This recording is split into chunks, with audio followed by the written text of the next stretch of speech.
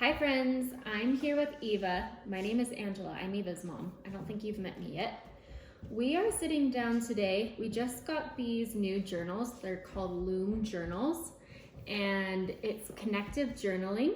So we're gonna do our very first entry and we thought we would do it with you guys today. Okay, so first I'm gonna read this story. There once was a child who loved to explore. One day he took the long way home from school, along a dense forest of giant quaking aspen trees. He admired the way the circular leaves danced in the wind, making a soft, happy sound like birds flapping their wings. A glimmer of light at the edge of the forest caught his eye. It was a beautiful golden thread, as bright as the sun. Are you paying attention? The thread felt like silk between the boy's fingers as he followed it deeper into the forest. Eventually it led him to a little girl who was crouched against the trunk of a tree crying. "What's the matter?" the boy asked. "I was on my way home, but I got lost." The boy looked up and realized he had become lost too. "Come with me. Maybe this golden thread will help us find our way." The children took hands and followed the golden thread as it wove through the trees.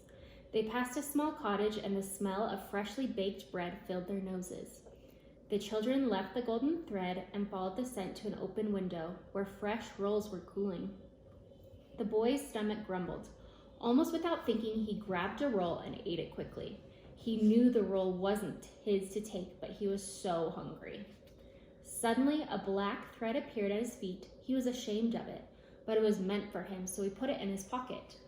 Although it should have been as light as a feather, the thread somehow felt heavy. The girl put a hand on the boy's shoulder. "I've been given black threads too, but I know it will help you feel better about it." The girl started walking toward the door of the cottage and motioned for the boy to follow. She knocked on the door and an old woman with kind eyes answered. The girl whispered in the boy's ear, "Tell her what happened." The boy looked frightened, but the girl gave him an encouraging nod. The boy swallowed the lump in his throat. I stole one of your rolls." He hung his head. "I'm sorry." The woman bent down and gently lifted the boy's chin so his eyes met hers. "I forgive you." The boy's black thread suddenly felt weightless. When he peeked inside his pocket to look at it, he didn't feel ashamed anymore.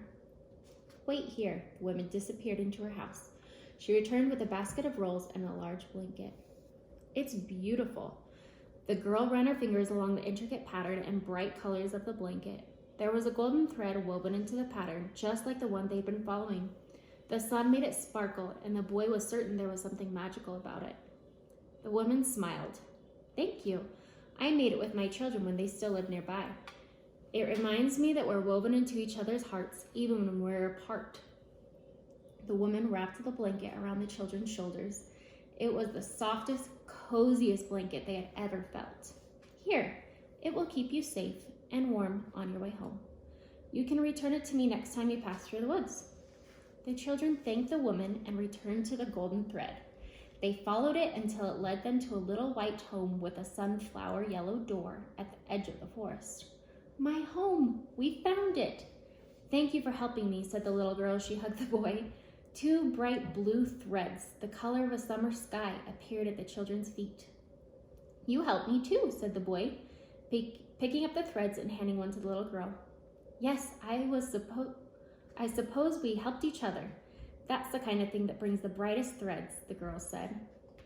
The boy thanked the girl and said goodbye, promising to return to the enchanted forest again soon. When the boy returned home, he told his mother about his adventures in the woods and the golden, black, and blue threads that appeared along the way. "It's like magic," the boy said.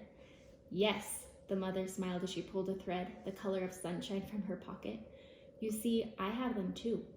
"You mean the threads don't only appear in the forest?" "Nope. The magic is inside each of us. The threads represent the gifts within us and how we choose to use them." The boy looked down at his handful of threads. "But what do we do with them?" The mother smiled. "I will show you."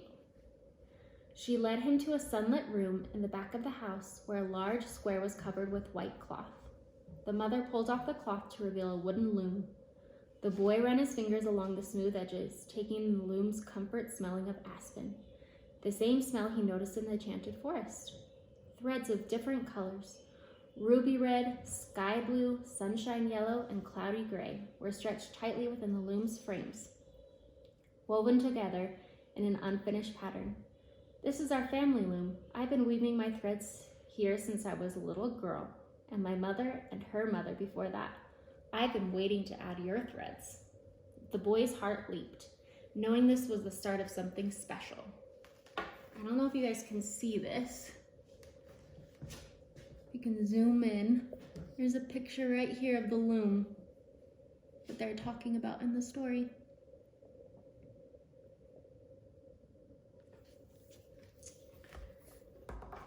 You see, every pattern begins with a single thread, but as we weave our threads together, they begin to tell a story of who we are and of our home and our family. Just like the woman in the woods, we can use our pattern to remember each other and to share with others when they need warmth and comfort. They took the boy's hands and taught him the movements until he was weaving his own threads into the pattern, the blue, the black, and the gold. I'm doing it, the boy exclaimed with wide eyes. Can we do this every day? The mother laughed. Yes, every day. Bring your threads home to me and I'll share mine with you. Whether they're bright like the sun or dark as midnight, we'll use our loom to turn them into something beautiful together. The boy looked at the beginning of their unique and beautiful pattern, a rainbow of their own. The setting sun shone through the window and made the gold threads sparkle. It really is like magic, Mama. I can't wait to see what threads we find next. Okay. We all have invisible threads that connect us to each other. Your golden thread represents the intuition, beliefs, and people that guide you along your paths in life. This guiding thread leads you to others. You can help along your way and gives you experiences that makes you who you are.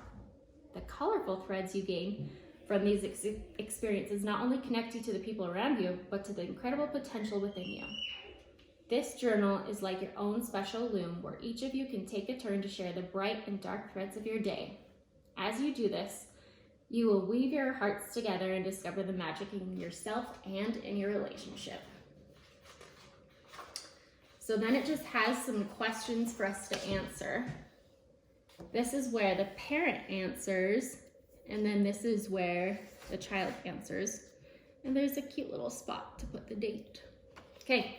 So Eva and I are going to answer these questions together. You ready? Mm-hmm. What are the golden threads in your life that help lead and inspire you? So gold threads, if you remember, gold threads represent intuition, beliefs, and people that guide you along your paths. So I think for me, the people that guide me and inspire me are teachers I've had, my parents, probably some really close friends that I look up to, those kind of people. Mine are teachers and parents and one of my friends that I've always been close to. Yeah. Just like people that help you feel good about yourself. Mm-hmm. Me too. What are some ways you can add bright blue threads to your tapestry by helping others? I think for me, with the bright threads by helping others is just connecting with people through social media who have started their special needs journey and just are needing some love and support. Me too. Yeah. What are some ways that you feel like you help people? I feel like I help my brothers. You help your brother. How do you help your brother? Like if he's sad, I make him feel better. By like tickling him and stuff? Yeah. What are some other things you do? When my friends are sad, I help them feel better too. What do you do to make them feel better? Like if they're sad, then I will like try to like, if they're hurt, I'll give them ice or call help and stuff. That's so nice of you. What are some hard experiences that have given you darker threads, and what did you learn from them? For me, some darker threads would just be think our journey with special needs has been sometimes hard. Sometimes we have some hard days with Theo, huh? Yeah. And I think that what I've learned from them is everything is happening for us, not to us. So there's always something we can learn from the hard experiences.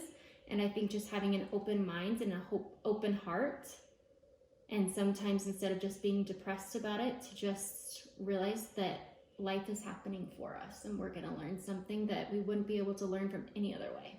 Yeah. What about some hard things that you've been through? Like, I don't know. You don't know yet? Mhm. Have you been through anything hard? Kind of. What about when the girl was mean to you? Oh yeah. It kind of hurt my feelings, and I wish it never happened too. But what did you learn from it? I'll try to be nice to others and try So to that- respect. Yeah, so that you never let anyone feel that way, right? Uh-huh. Okay. This is our last question. What are some many colored threads you have that represent your unique gifts and talents?